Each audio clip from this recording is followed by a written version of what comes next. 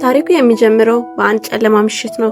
የዛሬ 34 ዓመት ገደማ በብራዚል መንገዶች ላይ አንድ መኪና ተከሰከሰ። አባቱ ልጁን ፍለጋ ሲጣራ መልስ አልነበረም። በመጨረሻም የ4 ወር ህፃኑን ከመኪናው ወንበር ስር በደም ተጠቅልቆ አገኘው።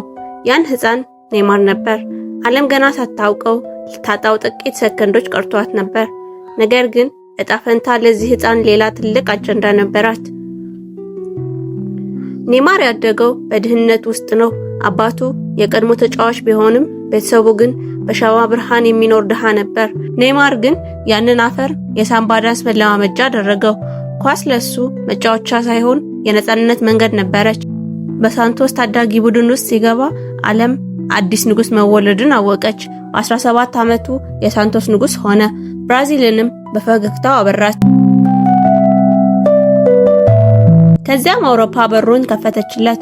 ባርሴሎና ኔይማር፣ ሜሲና ሱዋሬዝ እግር ኳስ ታይቶ የማይታወቅ ውበት ለበሰች። በዚያ ሰማያዊና ቀይ ማሊያ ውስጥ ኔይማር የማይቻል የሚመስሉ ነገሮችን አደረገ።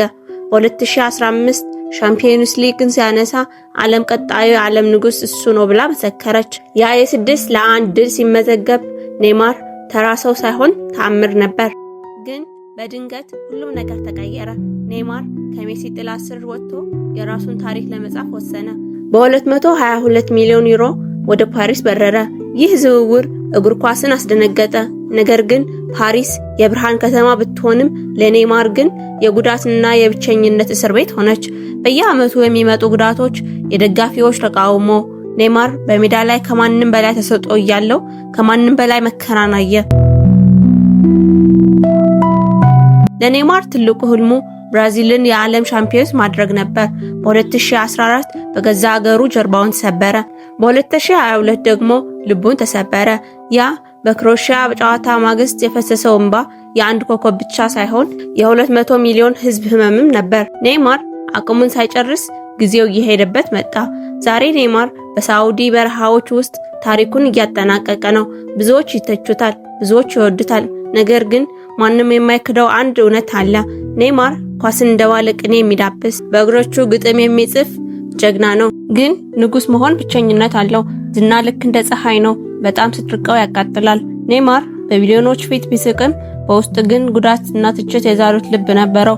በዓለም ዋንጫ ላይ ያፈሰሰው ያንባ የአንድ ተጫዋች ብቻ ሳይሆን የአገር ህመምም ነበር።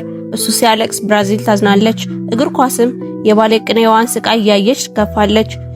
አሁን ጊዜው ወደ ማምሻው እያዘቀዘቀ ነው። ብዙዎች ኔይማር የሚገባውን ያህል አልደረሰም ይላሉ፣ ግን እነሱ ውበቱን አይረዱም።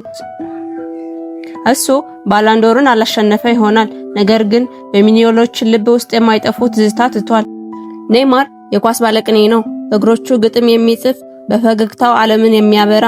ታሪኩ የሚነግረን አንድ ነገር ብቻ ነው፣ ህይወት እንደ ኔይማር ጨዋታ ናት። የኔይማር ህይወት ውበት ያለው በድሉ ላይ ብቻ አይደለም፣ ወድቆ በመነሳቱ፣ አልቅሶ በመሳቁና እግር ኳስን ለኛው ውብ አድርጎ በማቅረቡ ላይ እንጂ።